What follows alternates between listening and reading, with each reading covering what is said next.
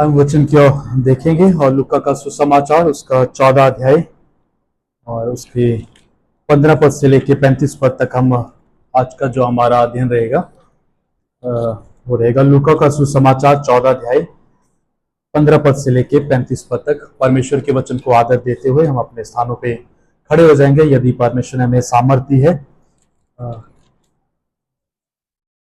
15 पद से लेके 35 पद तक जो पढ़ सकते हैं वो मेरे साथ पढ़े। हम एक साथ इसको पढ़ेंगे और फिर प्रार्थना करेंगे। बोल के पढ़ेंगे, मन में नहीं पढ़ेंगे। उसके साथ भोजन करने वालों में से एक ने ये बातें सुनकर उससे कहा, धन्य है वह जो परमेश्वर के राज्य में रोटी खाएगा। उसने उससे कहा, किसी मनुष्य ने बड़ा बोझ दिया और बहुतों को बुलाया। जब भोजन तैयार हो गया तो उसने अपने दास के हाथ आमंत्रित लोगों को कहला भेजा, आओ अब भोजन तैयार है। तब वे सब के सब क्षमा मांगने लगे। पहले ने उससे कहा, मैंने एक खेत मोल लिया है और अवश्य है कि उसे देखूं। मैं तुझसे विनती करता हूं, मुझे क्षमा कर दे। दूसरे ने कहा, मैंने 5 जोड़े बैल मोल लिए हैं और उन्हें परखने जाता हूं। मैं तुझसे विनती करता हूं, मुझे क्षमा कर दे। एक और ने कहा, मैंने विवाह किया है इसीलिए मैं नहीं आ सकता। उस दास ने आकर अपने स्वामी की ये बातें कह सुनाई। तब घर के स्वामी ने क्रोध में आकर अपने दास से कहा, नगर के बाजारों और गलियों में तुरंत जाकर कंगालों, टूंडों, लंगड़ों और अंधों को यहां ले आओ। दास ने फिर कहा, हे स्वामी, जैसे तूने कहा था वैसा ही किया गया है और फिर भी जगह है। स्वामी ने दास से कहा, सड़कों पर और बाड़ों की ओर जा और लोगों को विवश करके ले आ, ताकि मेरा घर भर जाए। क्योंकि मैं तुमसे कहता हूं, उन आमंत्रित लोगों में से कोई मेरे भोज को ना चखेगा। जब बड़ी भीड़ उसके साथ जा रही थी तो उसने पीछे मुड़कर उनसे कहा, यदि कोई मेरे पास आए और अपने पिता और माता और पत्नी और बच्चों और भाइयों और बहनों वरन अपने प्राणों को भी अप्रिय ना जाने तो वह मेरा चेला नहीं हो सकता। और जो कोई अपना क्रूस ना उठाए और मेरे पीछे ना आए वह भी मेरा चेला नहीं हो सकता। तुम में से कौन है जो गढ़ बनाना चाहता हो और पहले बैठकर खर्च ना जोड़े कि पूरा करने की सामर्थ मेरे पास है कि नहीं?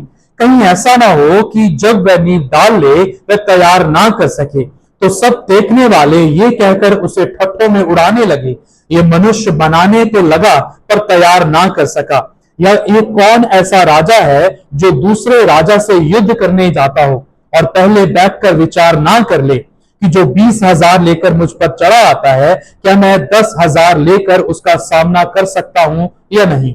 नहीं तो उसके दूर रहते ही वह दूतों को भेजकर मिलाप करने चाहेगा। इसी रीति से तुम में से जो कोई अपना सब कुछ त्याग ना दे वह मेरा चेला नहीं हो सकता।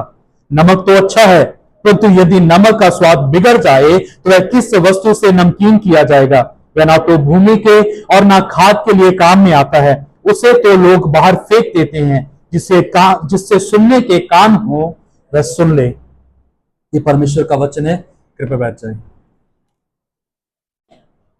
हम प्रार्थना करें। प्रभु जीवित हैं, आपके वचन और सक्रिय हैं और आज भी योग्य है कि वो हमारे हृदय को छेदें, योग्य है कि हमारे बेचैन जीवनों को आराम की ओर संकेत करें, योग्य हैं हमारी हताशा में हमें आशा की ओर ले जाने के लिए, पाप में से धार्मिकता की ओर बढ़ने के लिए, अधर्म से पवित्रता की ओर बढ़ने के लिए। तो होने दीजिए ये समय जब हम आपके वचनों के रहस्यों को, उनकी गहराई को नापते हुए आपकी अगुवाई में जब चलते हैं तो आप हमसे बात करें। आप योग्य हैं प्रभु जी। जैसा लिखा है कि जिसके सुनने के कान हो, ना सिर्फ कान हो परंतु जिसके सुनने के कान हो वो सुन ले। होने दीजिए कि आपका आत्मा हमसे बात करे। प्रभु यीशु के नाम से मांगते हैं, आमीन। हम देख रहे हैं लूका उसका 14 अध्याय 15 से 35 पद तक। एक लंबे समय के बाद हम फिर से लूका में आए हैं। पिछले महीने में हम रैंडमली प्रचार को देख रहे थे, सीख रहे थे अलग अलग विषयों के ऊपर कि किस तरह से परमेश्वर हमारे रोजमर्रा के जीवन में, हमारे मसीही जीवन में क्या हमसे चाहता है। लेकिन फिर से हम एक श्रृंखला में लौट आए हैं जिसको सीक्वेंसली हम स्टडी कर रहे थे, लूका का सुसमाचार। और कई बार ऐसा होता है कि जब हम रूटीन में चलते हैं तो एक मोनोटोनियस में आ जाते हैं कि उसका असर जो है हमारे लिए शायद खत्म हो जाता है। लेकिन वचन एक ऐसा है जिसको हम जितना बार पढ़ेंगे, जब जितने बार उसको दोहराते रहेंगे, वो कभी भी अपनी गरिमा को, अपने प्रभाव को, अपनी सामर्थ को नहीं खोता। लेकिन उसके लिए जो कंडीशन है वो ये है कि हमें सुनने वाला होना चाहिए। उसके लिए कंडीशन जो है वो ये रखी गई है कि हमारा ध्यान जो है वो परमेश्वर की ओर से, परमेश्वर की तरफ होना चाहिए। और जब वो ध्यान नहीं होगा तो हम धीरे चलते चलते क्या हो जाएंगे, ऊब जाएंगे, थक जाएंगे और लगने लग जाएगा कि ये सब जो है वो बोरियत है, इससे कोई फायदा हो नहीं रहा है। कमी जो है वो कहीं ना कहीं परमेश्वर के वचन में ना होकर वो हम में ही पाई जाती है कि हमने शायद अपने आप को उस स्तर के लिए तैयार नहीं किया जहां पे परमेश्वर सीधे रूप पर हमसे बात कर सके। इस खंड में जब हम आते हैं 14 अध्याय अपने आप में लूका के सुसमाचार का एक विशेष अध्याय है, जहां पे यीशु मसीह जब चेलों से बात कर रहे थे और भीड़ से बात कर रहे थे, एक अलग तरह की शर्त, एक अलग तरह की कंडीशन उनके सामने रखते हैं। एक बड़ा प्रस्ताव आता है खाने के लिए और दूसरा उसके पीछे एक चेले के रूप में आने के लिए। लेकिन इसके संदर्भ को समझने के लिए उदाहरण के रूप में मैं आपके सामने इस बात को रखना चाहता हूं। हम सभी भारतीय हैं, उत्तर भारतीय हैं, और हम जब शादी में जाते हैं जिसका निमंत्रण हमें मिला हो, और खासतौर पे अगर वो पंजाब या दिल्ली की शादी हो तो वो एक ग्रैंड शादी कहलाती है, जिसके लिए बहुत ताकत के साथ तैयारी की जाती है, बहुत खर्चा किया जाता है। और उसका इनविटेशन कार्ड जो होता है वो सिर्फ कार्ड ना होकर एक बहुत बड़ा सम्मान होता है, एक बहुत बड़ा ऑनर होता है जो आपस के रिश्ते को दिखाता है। और वो कार्ड जिसके साथ स्वीट्स भी होंगी और कई ड्राई फ्रूट्स भी देते हैं, वो कार्ड सिर्फ उसी को दिया जाता है जो महत्वपूर्ण होता है। उसका निमंत्रण जो है, आमंत्रित सिर्फ उन लोगों को किया जाता है जो खास लोग होते हैं, हर किसी को नहीं दिया जाता। और ऐसा ही प्रस्ताव यहाँ पे 14 अध्याय 15 पद से जब हम आगे पढ़ते हैं वहां पे हमें मिलता है, जो अपने आप में एक ग्रैंड बैंक्वेट है, एक बड़ा प्रस्ताव जो है रखा गया है, बुलाया गया है कि वो आए और हमारे भोजन में या दावत में वो शामिल हो। और इस दावत को सजाने के लिए जो होस्ट है, जो मेजबानी कर रहा है, उसने कोई कमी नहीं छोड़ी। उसने जितना वो खर्चा कर सकता था उतना खर्चा उसने किया। सब कुछ तैयार है, टेंट जो है वो सज चुका है, डेकोरेशन जो है वो अपनी जगह पे कर दी गई है, सारी लाइट्स जो है वो ऑन है, और पूरा रंगीनियां जो है उस दृश्य को घेरे हुई हैं। अभी अगर इंतजार है वो सिर्फ उन लोगों का जिनको निमंत्रण दिया गया है कि वो आए और उस बड़े दावत में वो शामिल हो जाएं। और मेजबान जो है, जो होस्ट है, इंतजार कर रहा है और वो संदेश भेजता है, जैसा हम वाक्य इस खंड में आगे पढ़ेंगे। लेकिन जिनको संदेश भेजा गया उनके अपने अपने एक्सक्यूजेस थे, बहाने थे। बहाने क्या थे? मैंने अभी जमीन खरीदी हुई है, दूसरा कि मुझे कुछ काम है, मुझे अपना व्यापार जो है उसको आगे बढ़ाना है, तीसरा इन्हें कहा कि मेरी पारिवारिक जिम्मेदारियां हैं, मैं इस समय दावत में शामिल नहीं हो सकता। लेकिन निमंत्रण गया था, याद रखें, बड़ी सजावट के साथ, डेकोरेशन के साथ कार्ड दिया गया था, इनविटेशन कार्ड दिया गया था। वाह, क्यों ऐसा? क्योंकि मेजबान के लिए वो व्यक्ति जिसको कार्ड दिया गया था महत्वपूर्ण था। लेकिन तीनों ने अपने अपने बहाने बनाए, एक्सक्यूजेस दिए कि मैंने जमीन खरीदी है, मुझे उसकी देखरेख करनी है ना, मेरा काम है, मुझे काम में व्यस्त रहता हूं, मैं नहीं आ सकता, मेरी घर की जिम्मेदारियां हैं। जबकि ये तीनों कारण जब हम उसको खंगोले, उसकी गहराई में उतरे, अपने आप में वो गलत नहीं है। जब उन्होंने इस बात को कहा स्वामी को, तो वो अपने आप में गलत नहीं है। लेकिन इस बीच में जो रहस्य है वो ये है, they have misplaced there priorities. उन्होंने अपनी प्राथमिकता को गलत जगह रख दिया। कई बार हम अच्छे और महत्वपूर्ण में फर्क करना भूल जाते हैं।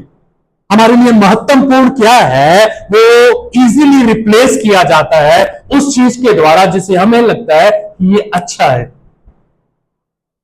परमेश्वर हमारे जीवनों को जब देखते हैं तो वो हमें महत्वपूर्ण देना चाहते हैं, लेकिन हम अच्छे को पाकर महत्वपूर्ण को पीछे धकेल देते हैं। हो सकता था कि जब इनको इनविटेशन दिया गया था एक बड़ी दावत के लिए, तीनों ने उनका इनकार किया, इस बात को देखते हुए कि ये जरूरी नहीं है, ये महत्वपूर्ण है, मेरी जमीन जो है वो जरूरी है, मेरा काम जो है जहां से मेरी अर्निंग होती है वो जरूरी है, मेरा परिवार जरूरी है, मेरी नई नई शादी हुई है वो जरूरी है। लेकिन जो राजा ने बुलाया है वो प्रपोजल जो है, जो इनविटेशन जो है वो जरूरी है। इस खंड को इस शीर्षक के अंतर्गत देखें, द किंग्स इनविटेशन, राजा का निमंत्रण। राजा का निमंत्रण की राजा बुला रहा है। और जैसे ये बहाने बनाए, एक्सक्यूज बनाए, हम भी यदि व्यक्तिगत तौर पे अपने जीवनों को देखें तो हमारे जीवनों में बहुत सारे ऐसे बहाने हैं जो हमें लगता है कि ये सही है, और दूसरा व्यक्ति जिसको हम बोल रहे हैं वो समझता नहीं। पहला, गर्मी बहुत है ना, मैं चर्च नहीं जा सकता, मैं चर्च नहीं जा सकती क्योंकि गर्मी बहुत ज्यादा है। गर्मी है, नो डाउट, वो तो घर में भी लगेगी।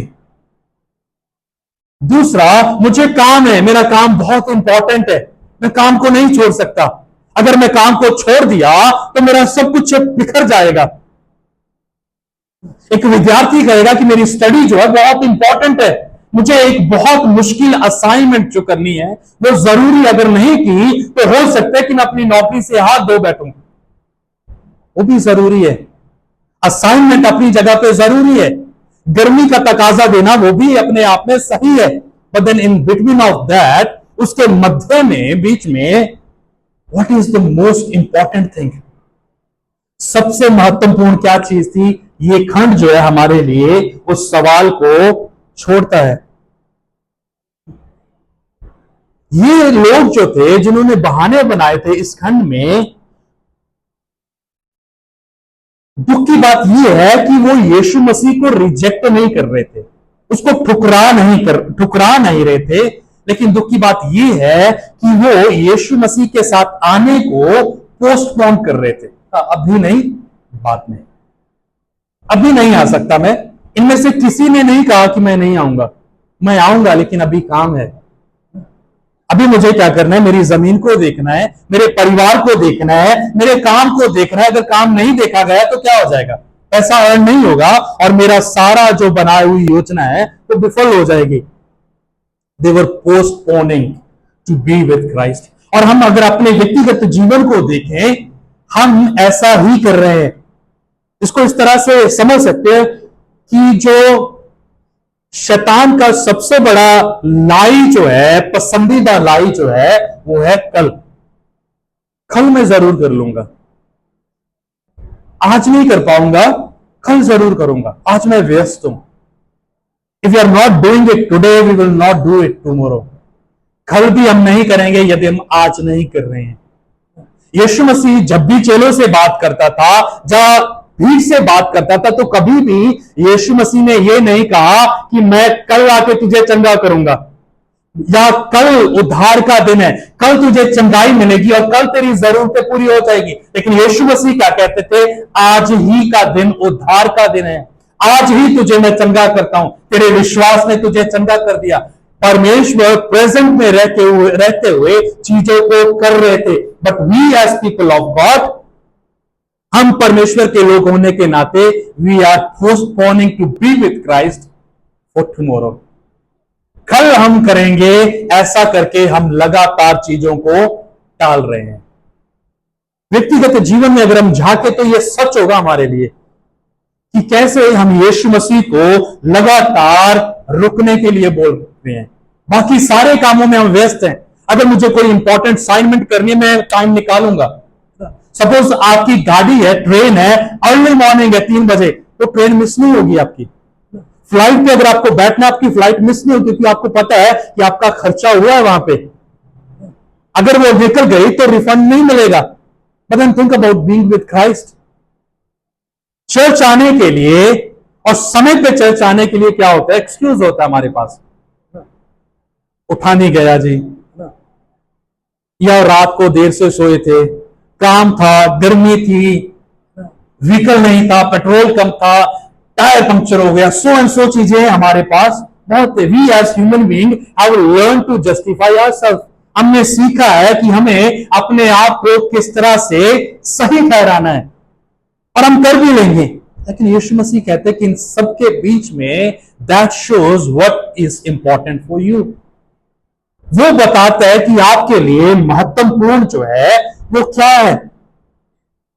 और यीशु मसीह 14 अध्याय में ना सिर्फ बैंक्वेट के लिए उनको दावत के लिए बुलाते हैं, परंतु दूसरे हिस्से में जब हम जाएंगे 25 पद से जब आगे पढ़ेंगे तो वहां पे यीशु मसीह बुलाते हैं कि वो एक बड़ी दावत में शामिल होते हुए एक बड़े उद्देश्य के लिए तैयार हो, जिसके लिए उनको क्रूस उठाना होगा, अपने आप का इनकार करना होगा, यीशु मसीह के पीछे चलना होगा। दोनों चीजें जो है अपने आप में ऐसा लगता है कि कॉन्ट्राडिक्ट कर रही हैं, विवादित वचन लगते हैं, लेकिन है नहीं। और जैसे जैसे हम आगे बढ़ेंगे तो हम इसका खुलासा करेंगे और देखेंगे कि किस तरह से हमारे रोजमर्रा के जीवन में ये दो चीजें जो है किस तरह से सक्रिय होती हैं। और लूका बार बार इस बात का जिक्र करता है पूरे 24 अध्याय में कि परमेश्वर का अनुग्रह किस तरह मसीही जीवन के लिए महत्वपूर्ण है। And most of the time the grace of God is being manipulated in the life of Christians. बहुतायत के साथ या अधिक समय अनुग्रह ही है जो मसीही लोगों के जीवन में जिसको सबसे ज्यादा मैनिपुलेट किया जाता है, जिसको सबसे ज्यादा गलत इस्तेमाल किया जाता है। परमेश्वर अनुग्रहकारी है, वो क्षमा कर देगा। यस ही विल, वो करेगा, but then there is a end to that also. एक अंत का दरवाजा उसके लिए भी निर्धारित कर दिया गया है। और यहां पे यीशु मसीह कहते हैं, जब वो भोजन करने वाले के लिए बात कर रहे हैं तो 15 पद कहते हैं कि उसके साथ भोजन करने वालों में से एक ने ये बात सुनकर उनसे कहा, धन्य है वह जो परमेश्वर के राज्य में रोटी खाएगा। 15 से 24 पद, पहला बिंदु जब हम देखते हैं, the invitation must be accepted. जब निमंत्रण दिया गया तो अवश्य है, जरूरी है कि उसको ग्रहण कर लिया जाए। 15 से 24, जब रोटी की बात हुई, भोजन करने वालों में से एक ने कहा कि धन्य है वो व्यक्ति जो परमेश्वर के राज्य में रोटी खाएगा। उसने उससे कहा, किसी मनुष्य ने बड़ा भोज दिया और बहुतों को बुलाया। जब भोजन तैयार हो गया तो उसने अपने दासों के हाथ निमंत्रण भेजा कि आओ आओ और उस बड़ी दावत में तुम सभी जो है शामिल हो जाओ। जो व्यक्ति ये कह रहा है 15 पद में कि धन्य वो व्यक्ति जो परमेश्वर के राज्य में रोटी खाएगा, इट साउंड्स वेरी स्पिरिचुअल, बड़ा आध्यात्मिक साउंड करता है कि ये बंदा बहुत आत्मिक है, ये इसको फिक्र है परमेश्वर के राज्य की। और बाकी उसके आसपास जो टेबल पे बैठे होंगे, जब बातचीत चल रही होगी तो सभी अपनी गर्दन हिला रहे होंगे सहमत में, हाँ ये बंदा सही कह रहा है, इसने सही बात को पकड़ लिया और सही बात को ये कर रहा है। क्यों? क्योंकि इसको ऐसा लग रहा था कि हम तो अब्राहम के वंश से आते हैं और बाय डिफॉल्ट जो अब्राहम का वो हमारा ही है, हमें कुछ करने की जरूरत नहीं है, हमें जाना है, हमने कहना है कि हम अब्राहम के वंश से हैं और देखो सब कुछ हमारा है। धन्य है वो जो परमेश्वर के राज्य में रोटी खाएगा। नहीं, लेकिन सिर्फ इतना होना काफी नहीं है। वो सोच रहे थे कि हमारी जो पहचान है वो काफी है। लेकिन यीशु मसीह जब आगे पूरी दावत के बारे में बात करते हैं तो वो उसका खुलासा करते हैं जो फॉल्स कॉन्फिडेंस है। क्या कहते हैं कि एक बड़ा भोजन जो है वो तैयार किया गया, निमंत्रण जो है वो भेजा गया, अलग अलग 3 तरह के लोगों को आमंत्रण कर दिया गया और तीनों ने अपने अपने बहाने को बोला। क्या किया गया? 18 पद में देखें, पर वे सब के सब क्षमा मांगने लगे। पहले ने उससे कहा, मैंने खेत मोल लिया है और अवश्य है। शब्दों के ऊपर ध्यान दीजिएगा जिसके ऊपर मैं जोर दूंगा। और एक ये कला भी होती है कि जब हम शब्दों को पढ़ते हैं तो उसमें जो स्ट्रेस होता है, जो एम्फेसिस होता है, उसको देखना, जो हमारी सहायता करता है वचन को समझने के लिए। लिखा है, सबके सब क्षमा मांगने लगे। पहले ने उससे कहा कि मैंने खेत मोल लिया है और अवश्य है कि मैं उसे देखूं। मैं तुझसे विनती करता हूं, मुझे क्षमा कर दे। दूसरे ने कहा, दूसरे ने कहा, मैंने 5 जोड़े बैल मोल लिए हैं और उन्हें परखने जाता हूं। मैं तुझसे विनती करता हूं, मुझे क्षमा कर दे। एक और ने कहा, मैंने विवाह किया है इसीलिए मैं नहीं आ सकता। उस दास ने आकर अपने स्वामी को ये बातें कह सुनाई। इनविटेशन किसको गया था कार्ड के साथ? इन 3 कैटेगरी के लोगों को, जो चुने हुए वंश के थे, जिनका कार्ड के ऊपर बकायदा नाम लिखा गया था, ये कार्ड किसको जाएगा ना। जब शादी होती है, विवाह के लिए तैयारियां की जाती है, या कोई और प्रोग्राम भी होता है, जब इनविटेशन कार्ड बनाए जाते हैं उस पर नाम लिखा जाता है कि ये किसको जाएगा। लेकिन उसी बीच में कुछ कार्ड को रख लिया जाता है जिसपे कुछ नहीं लिखा होगा, जो उन लोगों को दिए जाते हैं जिनके बारे में हम अनसर्टन होते हैं, शायद वो आ भी सकते हैं, शायद नहीं भी आए। वो कार्ड उनको दिया जाता है। 50 कार्ड छुपाए तो 10 कार्ड ऐसे होते जिसपे नाम नहीं लिखा होता। कोई आ गया तो उसको दे देंगे लास्ट में। लेकिन 3 कैटेगरी के लोगों को बाय नेम उनका नाम लिखकर कार्ड भेजा गया और तीनों ने अपने अपने बहाने बनाए, मैं इन कामों में व्यस्त हूं। लेकिन ये धनी व्यक्ति जिसने दावत के लिए बुलाया, उसने सब कुछ तैयार कर रखा है। Everything is ready. खाना जो है वो पक चुका है, टेबल जो वो सज चुका है, जो दास लोगों ने सर्व करना है वो भी अपनी अपनी जगह पे खड़े हो चुके हैं। लेकिन इसमें सबसे ज्यादा जरूरी चीज जो समझने की जरूरत है, मुझे लग रहा है, वो ये है कि हर चीज जो की जा रही है, it's host who is contributing. जिनको इन्विटेशन दिया गया है, they had nothing in regard to their contribution. उनका योगदान कुछ भी नहीं है इसके लिए। बड़ी दावत जो बनाई जा रही थी, बुलाया जा रहा था जिसके लिए, उसमें सब कुछ जो किया जा रहा था वो स्वामी के द्वारा था, मेजबान करने वाले के द्वारा था। लेकिन बाकी जिनको बुलाया गया था उनका कंट्रीब्यूशन 0 था। उन्होंने ना तो कोई पैसा दिया, ना खाना बनाने के लिए कोई सहायता की, ना कोई फीस भरी। सब कुछ उनके लिए मुहैया करवाया गया। And that is the beauty of the gospel. यही सुसमाचार की खूबसूरती है। जो उद्धार है वो हमारे प्रयासों के द्वारा शुरू नहीं होता कि हमने कोशिश की और फिर परमेश्वर ने हम पर अनुग्रह किया। नहीं, that is the wrong gospel. We have no contribution in our salvation. It begins with grace. अनुग्रह से वो शुरू होता है। हर चीज से पहले, इससे पहले कि लोगों तक पहुंचा जाता, होस्ट ने सब चीजों को अपने आप में पहले तैयार करके रख दिया। जब हम दिशाहीन थे, परमेश्वर हमारी खोज में हमें ढूंढने के लिए निकला। जब हम परमेश्वर के विरोधी थे, जब हमने प्रेम ही नहीं किया था, सबसे पहले परमेश्वर ने हमें प्रेम किया। And that's why here we see Jesus is sending out the invitation. आमंत्रण भेज रहा है। और ये आमंत्रण जो है वो सिंपल है। क्या लिखा हुआ है 17 पद में देखिए, वहां पे लिखा है आमंत्रण का जो विशेषता है, जब भोजन तैयार हो गया तो उसने अपने दास के हाथ आमंत्रण भेजा, लोगों को कहला भेजा, क्या करना है, आओ। That is the invitation. Very simple. There is nothing that has been elaborated. कुछ भी बढ़ा चढ़ा के नहीं कहा गया। वहां पे कहा गया कि तुम आओ। क्यों? क्योंकि भोजन जो है तैयार है। आओ, भोजन तैयार है। No entrance fees, no qualification, no social status required, no educational degree, no family background, no caste, no wealth, only willing heart. कुछ भी यीशु मसीह ने शर्त के रूप में, कंडीशन के रूप में नहीं रखा कि यही लोग इसमें शामिल होंगे। सिर्फ विलिंग हार्ट एकमात्र उसके लिए शर्त रखी गई कि तुम्हारा हृदय इच्छुक होना चाहिए।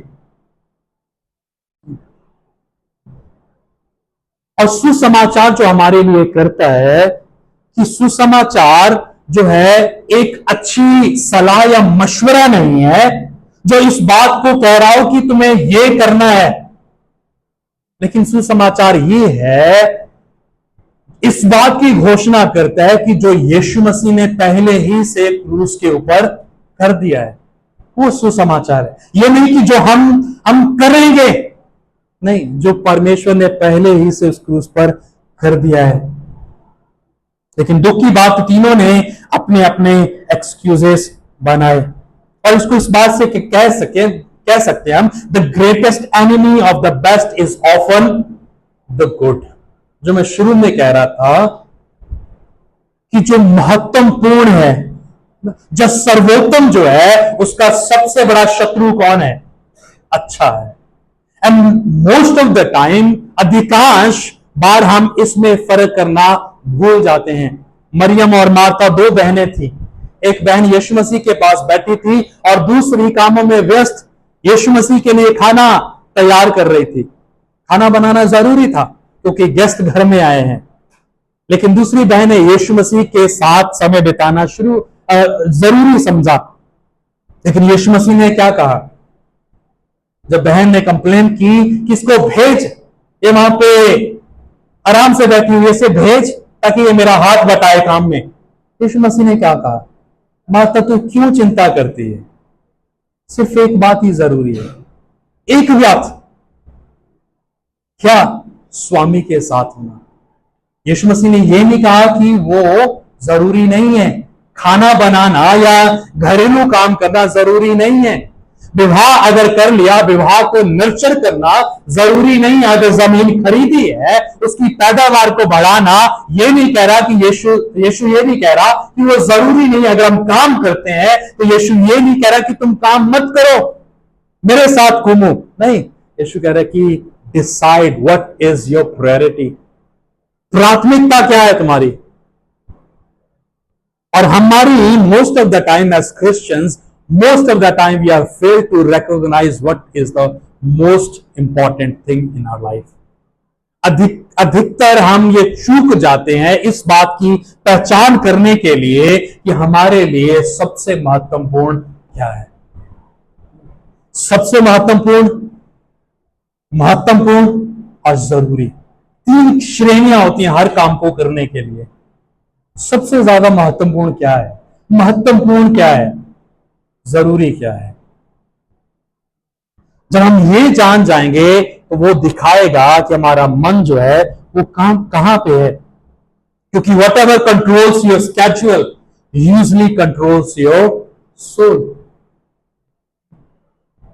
जिस चीजों ने आपके पूरे समय को घेरे हुआ है, आप देखेंगे कि वही चीजें आपके प्राणों को भी, आपके इंटरेस्ट को भी, आपकी रुचि को, आपकी दिलचस्पी को भी घेरे हुआ है। जैसे मैं अक्सर बोलता रहता हूं कि we are the people of our own choices. हम अपने चुनावों के आधार पर बने हुए लोग हैं। अगर मैं गुस्सा करता हूं तो वो मेरा चुनाव है, अगर मैं ईर्ष्या रखता हूं तो वो मेरा चुनाव है। I am like that. अगर मैं व्यभिचारी हूं तो वो मेरा चुनाव है। अगर मैं कमियां खोजने वाला हूं तो वो मेरा चुनाव है। That's my personality. परमेश्वर ने मुझे ऐसा नहीं बनाया। जब परमेश्वर ने मुझे ऐसा बनाया था, उसने बहुत अच्छा बनाया था, उसने अपने मन को मुझ पर लगाया था। But then I have become what I like the most. मैं वो बन चुका हूं जो मुझे सबसे ज्यादा पसंदीदा है। What controls your schedule usually controls your souls। वही हमें घेरे रखेगा जिसने हमारे पूरे समय को घेरे रखा हुआ है। और ये वाक्य जो मैं अभी बोल रहा हूं, ये कहीं ना कहीं हमारे जीवन को दिखाता है। रोजमर्रा के जीवन में आप किसी से भी जाके पूछे मेरा काम कर दे, आपको जवाब क्या मिलेगा? नहीं, मैं बहुत व्यस्त, मेरे पास समय नहीं है। मूर्ख है वो व्यक्ति जो बोलते मेरे पास समय नहीं है। क्यों? क्योंकि उसने अपने समय को ऑर्गेनाइज नहीं किया, उसने अपने जीवन को व्यवस्थित नहीं किया। राजा दाऊद जो राजा होके जिसको न्यायी के रूप में, राजा के रूप में रखा गया था, he had lot of time. उसने न्याय करना होता था, शासन करना होता था, परिवार को देखना होता था। ना सिर्फ इतना, उसके बाद भी वो समय निकालकर भजन लिखा करता था। He had a very funny life, full of fun, full of excitement. हम क्या कहते हैं, हमारे पास टाइम नहीं है। किसके लिए? प्रभु के लिए। क्यों? क्योंकि हम बाकी चीजों के घेराव में आ चुके हैं। और that shows how much we love God. और दैट शोज जो ये चॉइसेस इन लोगों ने बनाई थी, यीशु को मना करके वो बता रहा था कि उनका मन कहां पे है, उनका ध्यान या उनके जीवन की जो प्रायोरिटी है वो क्या है। लेकिन उसके विपरीत क्या हुआ जब सबने मना कर दिया? 21 पद, उस दास ने आकर अपने स्वामी को ये बातें कह सुनाई। तब घर के स्वामी ने क्रोध में आकर अपने दास से कहा, नगर के बाजारों और गलियों में तुरंत जाकर कंगालों, टुंडों, लंगड़ों, अंधों को यहां ले आओ। दास ने फिर कहा, हे स्वामी, जैसा तूने कहा था वैसा ही किया गया, और फिर भी जगह है। जब हम सुसमाचार पढ़ते हैं, वहां पे एक वाक्य आता है जो हमें आईना दिखाता है। वहां पे साफ साफ लिखा हुआ है कि यदि तुम मेरी आराधना नहीं करोगे तो मैं इन पत्थरों को कहूंगा, इन पत्थरों को कहूंगा, वो मेरी आराधना करेंगे। और हम कहीं ना कहीं इतने एरोगेंट हैं, इतने घमंडी, घमंडी शब्द शायद हल्का होगा, हंकारी हैं हम लोग। इतना हंकार जो है हमें भरा हुआ है कि हम परमेश्वर को आगे लेके नहीं आना चाहते। कहीं ना कहीं मेरी खुद की ईगो जो है वो बीच आ जाती है। मगर सच्चाई जो है वो ये है कि मैं जितना परमेश्वर को जानूंगा मैं उतना नम्र बनूंगा। लेकिन होता क्या है, मैं जितना परमेश्वर को जानता हूं मैं उतना ईगो से भरा रहता हूं। परमेश्वर का वचन बताते हैं कि जितने भी परमेश्वर के साथ उसकी वाचा में आए, उसकी छतर छाया में आए, उसके प्रभाव में आए, they were changed, they were totally, they become totally different person altogether. पूर्ण रूप से वो बदले हुए इंसान बन गए। थिंक अबाउट पॉल, पौलुस के जीवन को देखें। पतरस अपने आप में धुरंधर था। वो कहते कि मेरे जैसा कोई नहीं है, चाहे गलत बोलूंगा लेकिन मैं बोलूंगा जरूर। वही व्यक्ति जब पहला पत्रस लिखता है, 5वें पद में लिखता है, तो वो कहता है कि जो उठाए जाने का, जो महिमा का रास्ता है, वो नम्रता से होकर गुजरता है। क्यों? उसने सीखा, the pride will lead to destruction but the humility, जो नम्रता है वो हमें महिमा की ओर ले जाती है। और यहां पे किया क्या गया, जो विशेष लोग थे उन्होंने जब आने को मना किया तो स्वामी ने कहा कि जो चौराहों गलियों में बैठे हुए लोग हैं उनको लेके आया जाए। कौन बैठे थे? कंगाल, टूंडे, लंगड़े, अंधे लोग बैठे हुए थे, उनको लेके आया गया। And still there was a room. उसने ना सिर्फ स्वामी ने उसी शहर के लिए नहीं, परंतु पूरे चौराहों में, पूरे गलियारों में जाके बोला कि जहां जहां कोई दिखता है उसको वहां से लेके आया जा सके। And that shows the beautiful picture of God's heart. परमेश्वर का हृदय कैसा है, ये उसकी खूबसूरत तस्वीर को हमारे लिए पेश करता है। The gospel is not limited to some certain people. कुछ विशेष लोगों के लिए, लोगों तक सुसमाचार जो है वो सीमित नहीं है। सुसमाचार जो है वो हर एक के लिए, उन लोगों के लिए, उस समाज के लिए जिस समाज में ऐसे लोगों को दरकिनार कर दिया जाता है, जो ऐसे लोगों को अपने पास बैठने से अच्छा महसूस नहीं करते, अपने आप को बुरा महसूस करते कि ये कैसे मेरे पास आके बैठ गया। लेकिन उसके विपरीत देखे, परमेश्वर इस बात में आनंदित लेता है कि परमेश्वर ऐसे लोगों के ऊपर अपनी दया, अपनी करुणा को निछावर करे। और ये बात हमें कहीं ना कहीं इस वाक्य को सिखाती है, no one is too poor no one is too broken. कोई इतना बड़ा गरीब भी नहीं है, कोई इतना टूटा हुआ भी नहीं है, कोई इतना बड़ा पापी ही नहीं है कि जिस तक परमेश्वर पहुंच ना सके। परमेश्वर का जो इन्विटेशन है, the king's invitation is open to all, सबके लिए खुला हुआ है, वेदर यू आर पुअर और रिच, चाहे आप धनी हैं चाहे गरीब हैं, चाहे आप पढ़े लिखे हैं या अनपढ़ हैं, चाहे आप उच्च स्तर के हैं या लोअर ग्राउंड पे हैं, कैसे भी क्यों ना हो, परमेश्वर कहते कि ले आओ, ले आओ। 23 पद कहता है, स्वामी ने दास से कहा, सड़कों पर और बाड़ों की ओर जा और लोगों को विवश करके ले आ। विवश यानी कि उनको कंपेल कर कि उन्हें आना ही होगा, ताकि मेरा घर भर जाए, क्योंकि मैं तुमसे कहता हूं कि उन आमंत्रित लोगों में से कोई मेरे भोज को ना चखेगा। निमंत्रण दिया गया सबको कि आओ, लेकिन दुख की बात उस पूरी स्टोरी में जो है, दे हैड देयर एक्सक्यूजेस, उनके अपने बहाने थे। और आज भी परमेश्वर हमें बुलाता है अपने पास आने के लिए, and we have our own excuses, हमारे अपने बहाने, मैं बिजी हूं, मुझे ये करना है, मुझे वो करना है। परमेश्वर कहते हैं ठीक है भाई, कर ले, मेरे पास और बहुत है। I will ask the stone to worship, मैं पत्थरों से कहूंगा और वो मेरी आराधना करेंगे। हम सोचते हैं कि परमेश्वर मुझ पर निर्भर है, नहीं, परमेश्वर हमारा कर्जदार नहीं है, परमेश्वर मुझ पर निर्भर नहीं है। अगर मैं ये काम नहीं करूंगा, परमेश्वर किसी से भी करवा लेगा। ये हमारा सौभाग्य है कि परमेश्वर हमसे करवा रहा है। अगर परमेश्वर ने मुझे कुछ सौंपा है अपनी सर्विस के लिए, चाहे वो प्रचार है, चाहे उसके घर में कुर्सियां लगाना है, झाड़ू पोछा करना है, आराधना करना है, ये मेरा सौभाग्य है, एंड इट शुड और it must make me humble. ये मुझे नम्र करना चाहिए कि मुझे परमेश्वर ने दिया है। But now on the other hand, it is making me proud, घमंडी बना रहा है इन तीन श्रेणी के लोगों की तरह।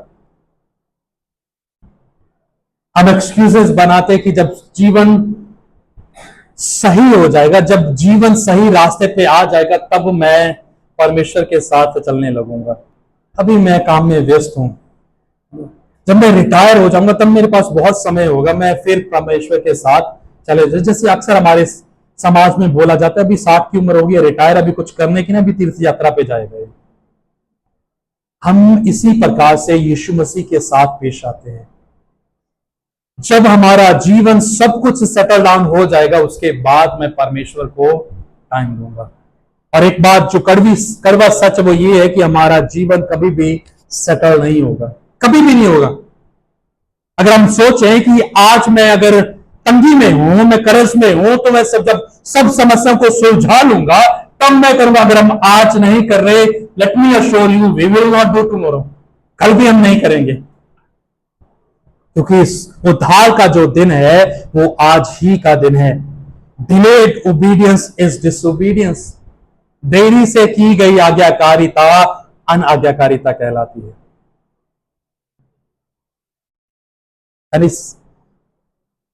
ये हमारे जीवन में लगातार पसरी रहती है, डिसोबीडियंस, डिलेड ओबीडियंस। हम करते तो हैं, मैं ये नहीं कह रहा कि हम प्रार्थना नहीं करते, बाइबल नहीं पढ़ते, चर्च नहीं आते, करते हैं, but that is delayed obedience, देरी से की गई आज्ञाकारिता है वो, and that is equal to disobedience, अनाज्ञाकारिता के बराबर है। उसके पश्चात जब हम आगे बढ़ते हैं 25 पद में, तो वहां पे यीशु बताते हैं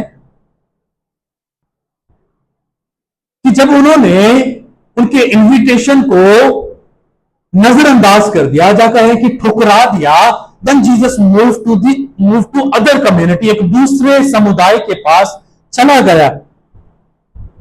और उनको भी यीशु मसीह ने कहा कि कम टू माई टेबल, मेरे मेज पे तुम आओ। लेकिन अभी जब हम 25 पद में आते हैं, तो वहां पे यीशु मसीह कहते हैं कि टेक अप योर क्रॉस। दूसरा बिंदु, the cross must be carried, the cross must be carried. पहला जो हम देख रहे थे, the invitation must be accepted. अभी जो देख रहे हैं दूसरा बिंदु, the cross must be carried. क्रूस जो है जरूरी है कि हम उसको उठा लें। क्या लिखा हुआ है, जब बड़ी भीड़ उसके साथ चाल रही थी तो उसने पीछे मुड़कर उससे कहा, यदि कोई मेरे पास आए और अपने पिता, माता, पत्नी, बच्चे, भाई, बहन और यहां तक अपने प्राणों को भी अप्रिय ना जाने तो वह मेरा चेला नहीं हो सकता। क्रूस उठाने का जब हम, ये एक ऐसा वाक्य है बाइबल में जिसको हम बहुत लोग जानते हैं, प्रचलित है, लेकिन बहुत बार हम इसके महत्व को भूल जाते हैं। आज के दौर में क्रूस उठाना बहुत कलरफुल है। It has become a symbol of love, symbol of decoration, जिसको हम अपनी गर्दन में लटकाते हैं, चर्चेस में सजाते हैं, अपने घरों में रखते हैं। लेकिन उस समय में, जिस समय की यीशु मसीह बात कर रहे थे, उस समय क्रूस का अर्थ होता था डेथ, मृत्यु थी। An invitation to take up your cross is a invitation to death. मरने का निमंत्रण था। कौन मरना चाहेगा? अगर मैं यहां पे खड़े होकर आप सबको बोलूं कि आप आगे आ जाइए, किसको मरने की जल्दी है? कौन आएगा? कौन आएगा? कोई है हाथ खड़ा करेगा कि मैं मरना चाहता हूं, I am ready to die? मजा आ जाएगा। Everyone wants to live. हर कोई जीना चाहता है, कोई नहीं मरना चाहता। लेकिन उस समय में जब यीशु मसीह उनको बुला रहे थे कि यदि तुम मेरे साथ आना चाह रहे हो, accept this invitation to die, मरने का निमंत्रण है ये। ऐसा नहीं क्रूस उठा ली जो बोला जाता है, हमारे रोजमर्रा के संघर्ष हैं जिसको हमें उठा के चलना, नहीं, it's much more than that. हमारी तकलीफें, हमारी बीमारियां हमारी क्रूस है, नहीं, वो नहीं है। It's much more than that, उससे बढ़कर है। It's a invitation to death, मरने का निमंत्रण है। Will you accept that? और यीशु मसीह यहां पे इस वाक्य को नहीं कह रहे कि तुम अपने माता पिता से प्रेम ना करो, अपने भाई बहनों से प्रेम ना करो, अपनी पत्नी को प्रेम ना करो, क्योंकि यदि ऐसा कह रहे होते तो सारी बाइबल जो है वो इस वाक्य के खिलाफ खड़ी होती। क्योंकि व्यवस्था में परमेश्वर कहता है कि तुम अपने माता पिता का आदर करो। इफ्सियों की पत्री जब हम पढ़ते हैं तो वहां पे लिखा कि तो अपने अपने बच्चों से, अपने बच्चों को प्रेम करो। पहला पत्रस कहता है कि हे पतियों, तुम अपनी पत्नियों से प्रेम करो। यहां पे यीशु मसीह ये नहीं कह रहे कि तुम उन सबको अप्रिय जानो, but then decide what is the most important thing. चुनाव करो कि इन सबके बीच में सबसे महत्वपूर्ण तुम्हारे लिए क्या है। Is it your wife, your children, your husband, your father, your mother? क्या है सबसे इंपॉर्टेंट? नई शादी जब होती है तो एक दूल्हे को जब पूछा जाता है या दुल्हन को पूछा जाता है तो वो क्या कहते हैं एक दूसरे के लिए? यही मेरा संसार है। और उस संसार को उजड़ने के लिए सिर्फ 6 से 8 महीने लगते हैं। जब वही संसार क्या लगने लग जाता है? बुरा लगने लग जाता है। क्योंकि तब जो है उसकी खामियां, कमजोरियां, उसका असली चेहरा जो फोन पे नहीं पता था, पता लगने लग गया। भाई मुकेश और पूजा है हमारे बीच में, पता नहीं अभी कैसा चल रहा है, अभी नई नई शादी है। but that's the hard reality। यहां पे यीशु मसीह इस वाक्य को कह रहे थे कि मैं नहीं चाहता कि तुम इनसे प्रेम ना करो, ये नहीं कह रहा मैं, परंतु ये कह रहा कि तुम इन सबके बीच में जो सबसे महत्वपूर्ण चीज है तुम उसको थाम लो। 27 पद कहता है, और जो कोई अपना क्रूस ना उठाए, मेरे पीछे ना आए, वह भी मेरा चेला नहीं हो सकता। अगर मेरे से बढ़कर अगर तुम्हारा परिवार है तो तुम मेरे चेले नहीं हो सकते। सीधा है, सिंपल है। अपने आप की पहचान करना, whether I am a disciple of Christ और not, just consider this verse. इस बात को जानने के लिए कि मैं चेला हूं या नहीं हूं, इस पद को ले लेते हैं। यीशु मसीह कहते हैं कि अगर तुम्हारे लिए सबसे, तुम्हारा पहला प्रेम क्या है ना, हम गीत गाते हैं ना आराधना में, मेरा पहला पहला प्यार है ना, तू सुंदर है, तू सर्वश्रेष्ठ है, वो मेरा पहला पहला प्यार है। गाने में बड़ा अच्छा लगता है। वो पहला प्यार कब इन चार दीवारी में ही रह जाता है पता नहीं चलता, बाहर निकलते कुछ और हो जाता है। वो सच्चाई है। और कहीं ना कहीं मैं सोचता हूं कि आज के युग में एज क्रिश्चियंस हमें इस बात को जांचना जरूरी है कि मेरी जिंदगी के लिए सबसे सर्वश्रेष्ठ क्या है। इज इट गॉड और समथिंग एल्स? क्या है, क्या चीज है जिसके बिना मैं रह नहीं सकता? फैनी जे क्रूस बाय, जिसने गीत लिखा था ब्लेसेड एश्योरेंस, बहुत पॉपुलर हुआ। उनकी जब जीवनी पढ़ते हैं तो उसकी जीवनी का एक अंश इस वाक्य के ऊपर बोलता है, जब उससे बोला गया कि तेरे जीवन का, जो अपने पूरे जीवन भर में अंधी रही, शी वॉज अ ब्लाइंड, उसने कहा कि मेरे से सब कुछ ले लो, मुझे संसार को देखने की कोई जल्दी नहीं है, मुझे कोई इच्छा नहीं है, मेरे पास जो कुछ है सब कुछ ले लो, एक ही चीज मैं लेना चाहती हूं, एंड दैट इज जीसस। वो यीशु है। मैं क्या पाना चाहता हूं? अगर मैं कुंवारा हूं तो मैं शादी, अगर मैं जॉबलेस हूं तो मैं जॉब पाना चाहता हूं, है ना? अगर बेरोजगार हूं, अगर मैं कर्ज में हूं तो मैं पैसा चाहता हूं। ये चीजों के पीछे हम हैं, and that shows what is a most important thing in our life. क्या है मेरे जीवन की प्रायोरिटी? और आप देखेंगे, हम कहने को बहुत अच्छे हैं, मैं अक्सर बोलता हूं कि we as Christians are good actors, हम अच्छे एक्टर्स हैं। हमसे पूछा जाएगा कि आप सबसे ज्यादा प्रेम किसको करते, by default our hands will go up. हम तो जी परमेश्वर से प्रेम करते हैं, he is my first love. अगर वो है तो बताने की जरूरत नहीं होगी, वो दिखेगा। जैसे पंजाब में कहा गया, इश्क और मुश्क वो छिपाए नहीं छिपते। जब किसी को प्रेम होता है और जब किसी से दुगंध आती है, उसको आप जितना भी कोशिश कर लो वो छिपेगी नहीं, वो आएगी। और यहां पे यीशु मसीह बुला रहे थे इनविटेशन देकर, डू यू एक्सेप्ट दैट? क्या आप यीशु के लिए मरने को तैयार हो? हम छोटी छोटी बातों में इतना बतंगड़ बनाते कि ये हो गया वो हो गया। चेले बनना आसान नहीं है। इसीलिए साधु सुंदर सिंह ने कहा था अपनी जीवनी में कि यीशु मसीह के लिए मर जाना आसान है, बट जी कर हर रोज मरना जो है वो मुश्किल है, बहुत मुश्किल है वो। और यीशु मसीह हमें बोलते हैं कि तुम आओ और आके मर जाओ। कौन है जो मरने के लिए आया? यीशु मसीह। हम सब यीशु मसीह के पास आए चंगाइयां पाने के लिए। यीशु मसीह अगर हमें चंगा ना करे तो हम भी कोई और उपाय ढूंढ रहे होंगे कहीं ना कहीं। यदि हम यीशु मसीह में अटल नहीं है, अगर हमारा विश्वास वचनों पर आधारित नहीं है, अगर हमारी रोजमर्रा की जरूरतें पूरी नहीं होगी, अगर हमें पर्याप्त धन प्राप्त नहीं होगा, तो हम यीशु मसीह के खिलाफ खड़े होंगे, जो कह रहे थे कि सबसे प्रेम मेरा तो यीशु मसीह है।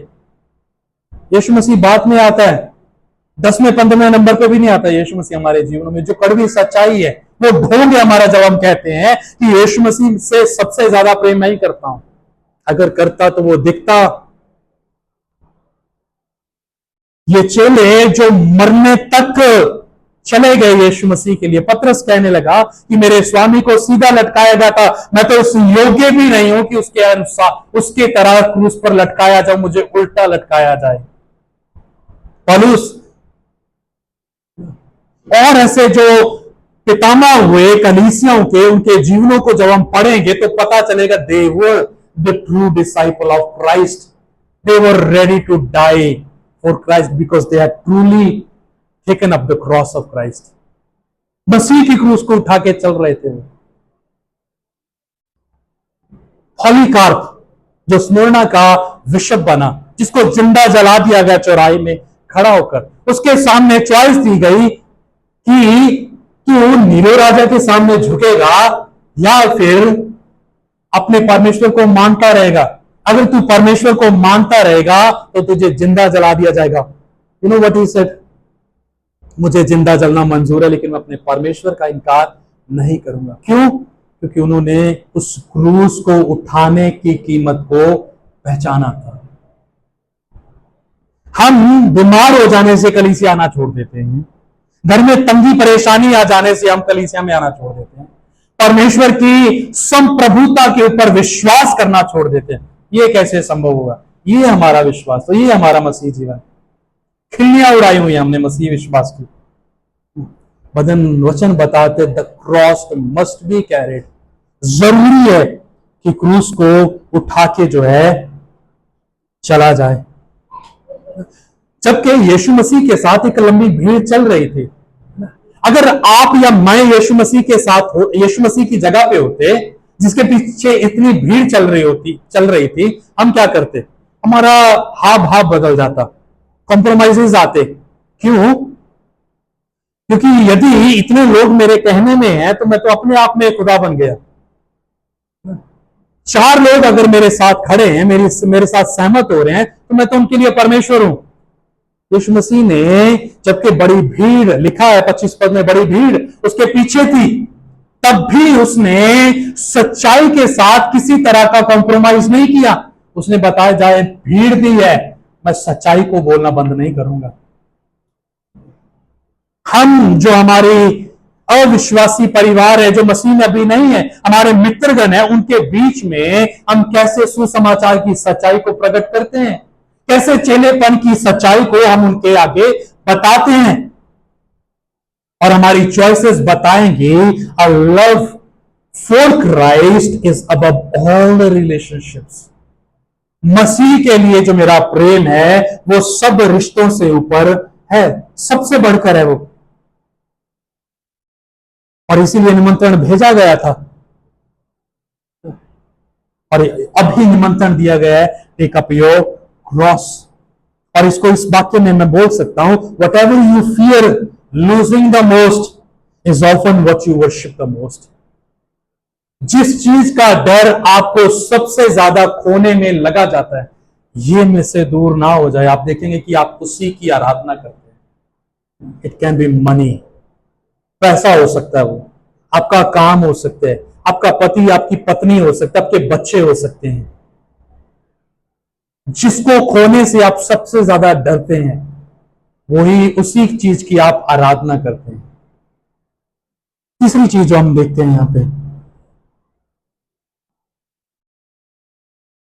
दावत के लिए निमंत्रण भेजा गया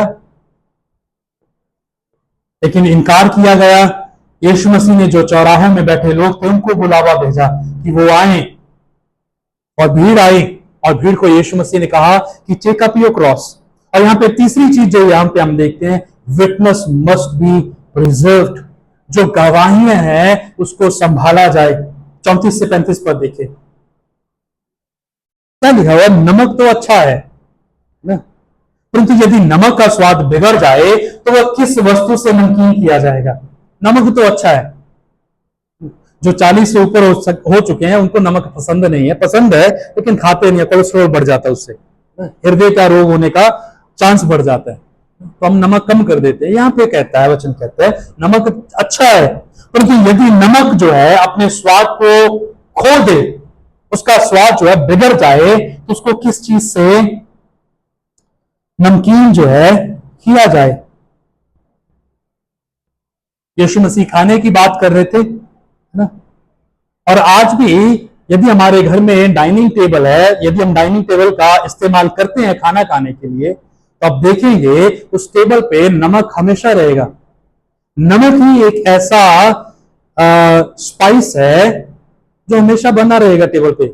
आप ना तो हल्दी रखेंगे, ना मिर्च रखेंगे, ना गरम मसाला, लेकिन नमक तो जरूर रखेंगे, बिकॉज दैट इज इंपॉर्टेंट।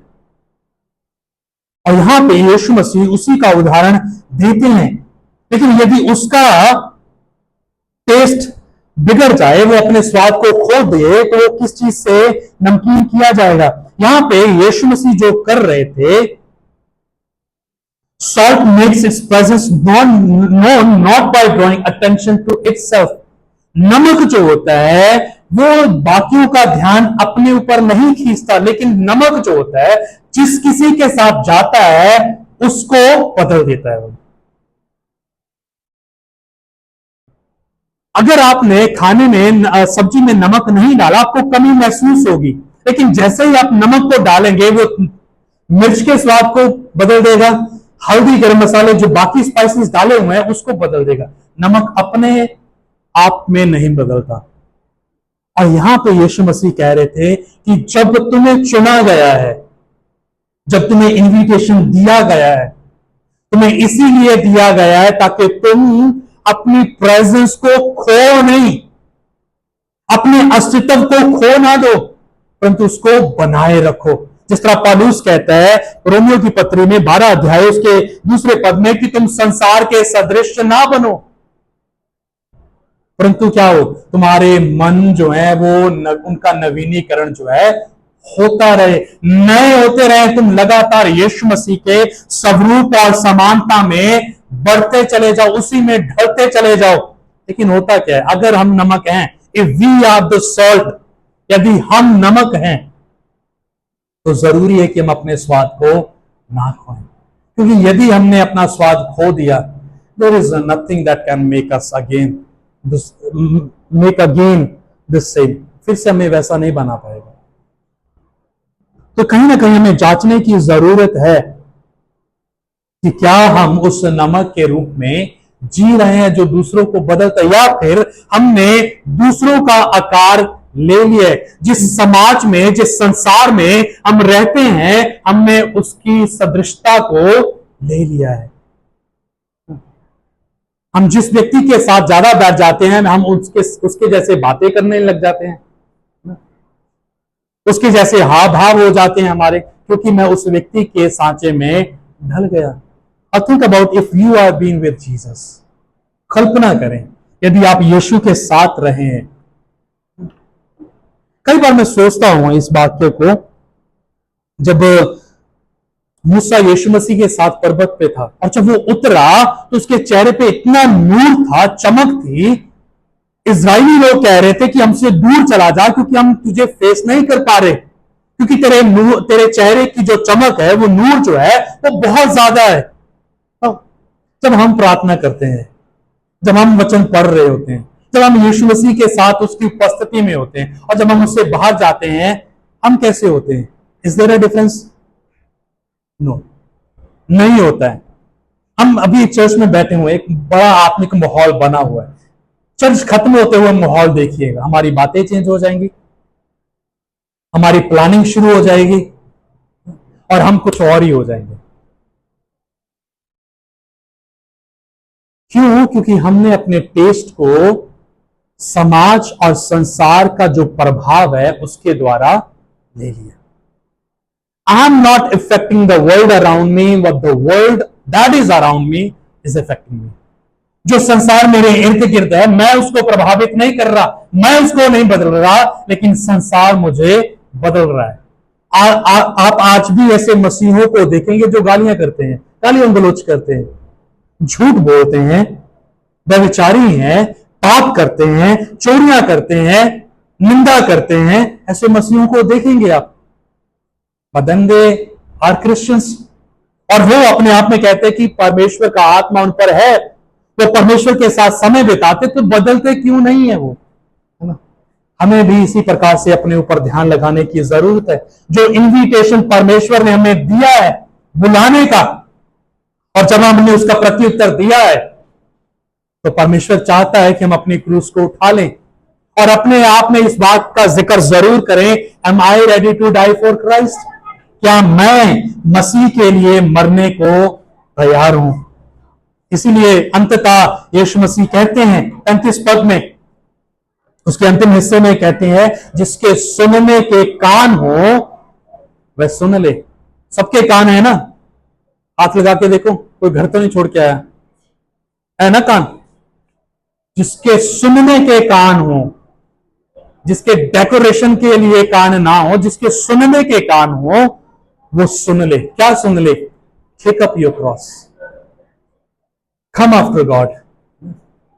अपनी क्रूस को उठा लें और यीशु के पीछे हो लें, and that will be the sign that you are his disciple. वो प्रतीक होगा, वो चिन्ह होगा कि आप यीशु मसीह के चेले हैं। हमें अपने आप से सवाल पूछने की जरूरत है कि क्या मैं यीशु का चेला हूं? और यदि मैं चेला हूं तो मेरा जीवन इस बात की गवाही देगा, मेरा जीवन इस बात को पुख्ता करेगा, उसकी पुष्टि करेगा। मेरा व्यवहार, मेरा बोलचाल जो है वो बताएगा कि मैं वास्तव में यीशु मसीह का चेला हूं। परमेश्वर हमारी सहायता करे उसके वचनों को मानने के लिए। हम अपने मनों में शांत हों और इस वचन के ऊपर ध्यान लगाते हुए यदि परमेश्वर ने हमसे बात की है तो हम उसको प्रत्युत्तर दें और परमेश्वर से कहें और उस इनविटेशन के लिए जो राजा की ओर से हमारे लिए आया, जो गलियारों में बैठे हुए कंगाल, टूंडे, लंगड़े, अंधे व्यक्ति यानी कि हम जैसे लोगों को बुलाया गया था। जब हम परमेश्वर से दूर ही थे, जब हम यीशु मसीह की इच्छा ही नहीं कर रहे थे, तब यीशु मसीह हमारे लिए मर गया। और वो कहता है कि आओ, परमेश्वर आज भी क्रूस से हमें बुलाता है, आओ और उसके मेज में शामिल हो जाएं। और अब जब हम उसकी पवित्र मेज में शामिल होते हैं तो हम अपने मनों में ध्यान लगाएं